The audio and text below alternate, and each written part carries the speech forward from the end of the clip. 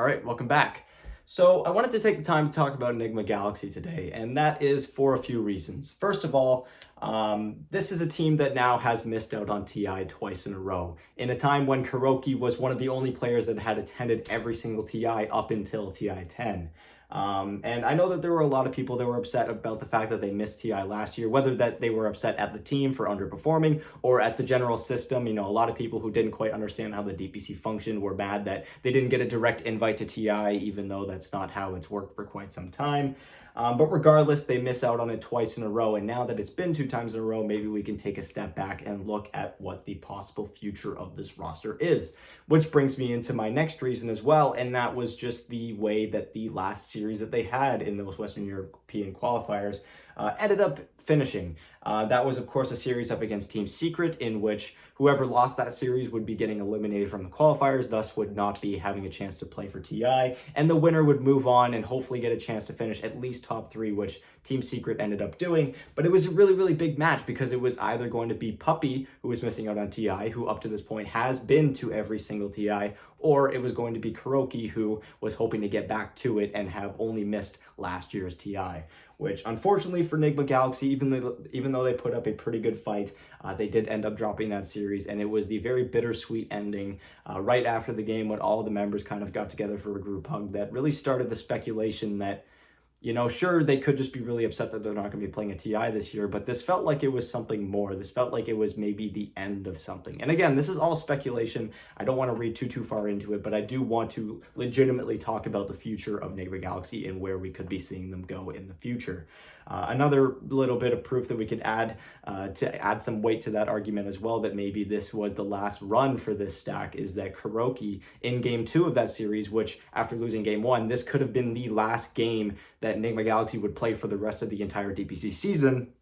We had Kuroky playing his Primal Beast, which is the only hero up to that point that he had not played in Captain's Mode. Of course, it was newly released, but regardless, Kuroky has been one of the only members who has been working on the All-Hero Challenge in competitive Dota throughout all this time, and so Primal Beast would have been the last hero to do it, and so what better time to do it than on your possibly last DPC match of the season, but also maybe his career. We don't know how long Kuroky will be continuing to play. He is one of the veterans of the scene, playing in the pro scene for over a decade at this point.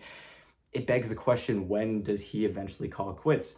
And to be fair, it is a very, very impressive resume that he has brought himself together. And looking through this video, we're only going to be looking at stuff from after TI5 onwards. That doesn't even include all of his successes from before TI5, which I know that there were some mixed results here and there, but still a legendary career nonetheless. So taking a look at this roster, who was there at the start, who ended up coming and going, and I will be going through it as I get through this timeline. This roster initially formed, or at least the foundation for this roster initially formed on October 9th, 2015, when we had members Mind Control and Kuroky, who are the only 2 of that main stack of the Nigma Liquid stack that are still there. Joining, we also had Fada, Jirax, and Matumba Man. Matumba Man being, of course, the most prominent of those others that I mentioned because he would end up being there the longest. He is the one that they would end up winning TI with. So moving forward from October 9, 2015, this is a stack that pretty quickly made a name for themselves. Starting off a little bit into 2016 because, of course, after TI5, not a whole lot going on to finish off the new year. So starting off on March 6, 2016, we have the Shanghai Major, in which this Liquid stack goes all the way to the Grand Finals, where they would eventually lose to Team Secret, but a fantastic run nonetheless, finishing 2nd place. They then would win Epicenter 2016 with a 3-2 win over Newbie, and they would come 2nd place once again at the 2nd major in a row at the Manila Major on June 12th, losing 3-1 to OG. So even though they had finished 2nd place twice and they only won 1, this was a team that was very quickly making a name for themselves. For a liquid organization who up to that point has had pretty mixed results and has had some trouble with consistency in their rosters. So there was a lot of hype heading into TI6, not only for them, but for other Western European supergiants such as Team Secret and OG, who had won those majors. So it was expected to be a pretty big bloodbath at TI6, and that it was, some teams faltering a lot sooner than others, notably OG having that pretty early exit, but also Liquid maybe underperforming a little bit, finishing 7th and 8th place, losing 2-0 to Fnatic in the lower bracket. From there, after that point, we would have some roster changes. Jerax would end up getting picked up by OG. He would leave just before September, and then Fado would end up leaving on September 1st, 2016 as well. So Liquid had some holes to fill. Well, who would they bring in? None other than OG's Miracle, who up to that point had so much hype behind him. And he was now joining this new Liquid squad who, besides TI6, had a pretty fantastic run up to that point. So there was a ton of hype. Well, who did they bring in to replace Jerax? This was possibly the darkest timeline, although bringing in Miracle was probably amazing. They also brought in none other than Bulba at the time to play support as well, although he would not end up staying very long. By the time I ended up moving on to the next tournament, the next major tournament that they would play in, he was already gone, and GH would end up joining on January 2nd of 2017.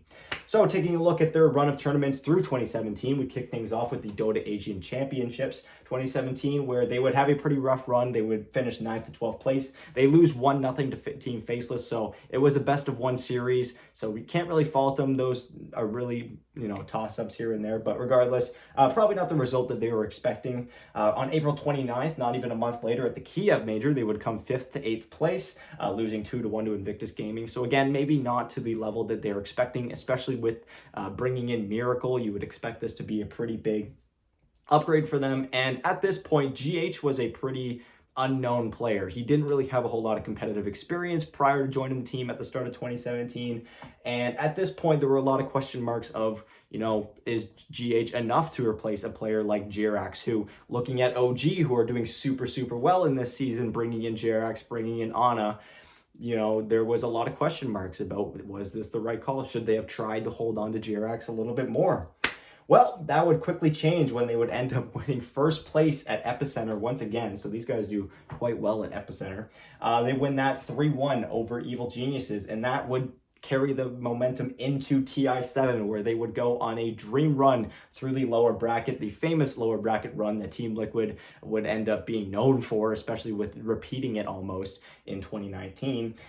We had them winning the grand finals 3-0 over Newbies. To this date, the only grand finals that has ever been swept. A very dominant performance. And when you look at the names that Team Liquid took down throughout the way, none of these series were easy. They started off with, I believe, losing against Invictus. They then took out teams like Team Secret, LGD, LFY, Virtus Pro, Newbie. I think they took out Empire as well. That was probably their easiest series. But Jesus, the amount of names that they knocked out at this tournament, it was a well-deserved TI7 win. And it immediately shut up all the haters about, was this team good enough to actually win a TI? Moving on into the new year, things were still looking pretty good. They weren't exactly crushing every single tournament that they were playing, but they were still doing quite well. They finished 3rd and 4th place at the Bucharest Major on March 11, 2018, losing 2-1 to Virtus Pro. This was, again, the era where Virtus Pro was really one of the more dominant teams in the entire DPC. I think at this point, it was them and Team Secret that were really battling it out for first place in the DPC. On April 6th, 2018, at the Dota Asian Championships 2018, they still kind of struggle at those Dota Asian Championships, but they do a little bit better, finishing 5th and 6th place, losing 1-0 to TNC. So again, a best of one series, but regardless, you'd probably expect them to do a little bit better. May 6th, 2018, they finished 2nd place at the Epicenter tournament. Again, doing very, very good at Epicenter, losing 3-1 to PSG.LGD, who at this point were also starting to get a lot of momentum with this new roster heading into TI8, which once we got to TI8 would end up proving to be one of the strongest rosters there, and we're looking like the team that was surely going to win the whole tournament. Moving on forward, though, before we actually get into TI8, Team Liquid does start picking up some momentum heading into the International with a first place win at the Super Major, 3-2 series win over Virtus Pro. Very impressive, and things are looking really good for Liquid at this point. And I know it might seem like this was a little bit of a setback. Obviously, they looked like they were set to win another TI, win a back-to-back TI, be a first team to win back-to-back TIs or multiple TIs with the first players to win that. But still, finishing 4th place, not a bad run overall. I thought it was really, really solid. They ended up losing 2-0 to Evil Geniuses in the lower bracket semis. All in all, a pretty good run. Following that, moving now on to 2019, because of course, Liquid in this stack was known for taking some time off after TI. Their first tournament was at the Chongqing Major, where they would finish 7th and 8th place, losing 2-1 to Fnatic. So not a great reintroduction to the DPC, but regardless, still not terrible. May 12th, 2019, they would finish 2nd place at the Disneyland Paris Major, losing 3-1 to Team Secret. They would then lose 2nd place again in the grand finals of the Epicenter Major in 2019 on June 30th. That was to Vici. I remember watching that series live. Game 4 of that series, Epicenter Major, Vici versus Liquid, was fantastic. And this was the time when they had just brought in Weehaw. It was a little bit unexpected that they ended up parting ways with Matumbaman, especially with, again, all these fantastic results leading up to TI9, and they ended up letting go of Matumbaman up to that point. It felt like they had kind of reached an end. Teams were starting to figure out how to play against them, how to draft against them, and stuff like that. But it was still a little strange, especially with how well the team was doing to this point. But yeah, their first tournament with Weehaw looked very promising. Again, going all the way to the grand finals, all the way to a Game 5 against Vici Gaming, who at that point were one of the powerhouses of the DPC. So with that, they had a ton of momentum heading into TI9, where they would end up having a pretty lukewarm time in the group stage. They actually started in the lower bracket in TI9 in the best of ones. And again, they would go on an insane lower bracket run all the way to the grand finals, where they would end up coming 2nd place, losing 3-1 to OG in the grand finals. From that point on, this stack was pretty inactive. We heard that they would end up leaving the Liquid organization on September 13th, 2019, and we didn't exactly know what was going to be going on at this point. And on November 25th, 2019, we ended up hearing that they were going to be playing under a new name, under a self-funded organization, Team Nigma, which would later on get affiliated with Galaxy Racer to form Nigma Galaxy. Although it's felt like since the start of this Nigma era, it's been pretty lukewarm. First of all, their first year competitive Dota was pretty much non-existent due to COVID and everything getting delayed. It was very, very hard for anyone to host any kind of tournament. So 2020 was basically wiped off the map entirely. And kicking things off in 2021 in the DPC, they had some pretty mixed results. They would end up attending both majors last year. First of all, the Singapore major, where they would end up finishing in 16th place. They would get eliminated in the group stage, although that was the tournament that Mind Control was not there. They had RMN, their coach, standing in for them, but it just didn't work out whatsoever. So again, you can take a look at this, and if they had just done a little bit better at that Singapore major, maybe they would have attended TI10. They certainly tried their best at the very end at the We Play Anna major, where they had to finish at least, I believe, top 3 to secure enough points to secure TI, but they would end up faltering just a little bit too soon, dropping 2-0 to Evil Geniuses. And this was the tournament where they looked unstoppable. It was them and PSG.LGD that looked like the 2 Goliaths of the tournament, and it looked like they were destined to secure their spot at TI, and they just couldn't do it. They would end up losing their qualifiers as well. If I'm not mistaken, they lost to OG along the way, who would end up being the team that qualified from Western Europe. And then fast forward to today and some more roster changes. Of course, the Anna Major last year being one that they did not play with Weehaw. They had ILTW playing for them. And then this past season, putting ILTW back off the team, bringing in Sumail. That was on May, I believe, 28th of this year, and was still no closer to TI than they were last year. So yeah, taking a look at former members, I forgot to mention coaches. Heen was brought in as a coach after just before TI6, and then he ended up leaving just after TI8. So while he was there, Team Liquid did have quite a bit of success. Although after he left, they did bring in RMN. There is no specific date for when they brought in RMN. It just says 2018. Although given that Heen left near the end of 2018, it's probably likely that he ended up joining after TI8. So even under RMN, they have had some pretty good results. Again, those very far finishes in the Epicenter Major, in the Disneyland Paris Major, and at TI9, although since then it has felt pretty hit or miss.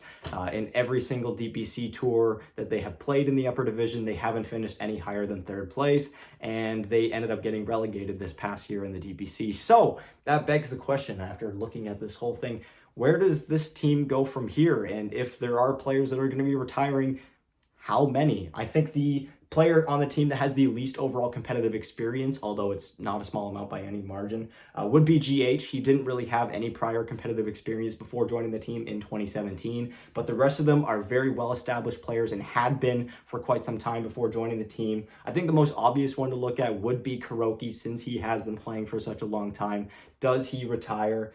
I find it very unlikely that Nigma Galaxy, the org, is going to disband. They've just expanded so much, not only into other esports like PUBG, League of Legends, Valorant, but also into more of the DPC with them picking up a team in Southeast Asia now. This is a well-established organization. It's just a matter of who will be the players that are going to be representing them in the DPC in Western Europe. And if Kuroky leaves, are we going to see the whole roster diffuse itself? Are we going to see everyone kind of part ways, just like with OG, who it felt like after No Tail left, they brought in a whole new roster and all of their ex-players have sort of parted ways, with JRX going to EG temporarily. We now have Ana and Thompson playing for T1, who are going to be hopefully making it to TI. So yeah, it really begs the question, where does Nigma Galaxy go from here?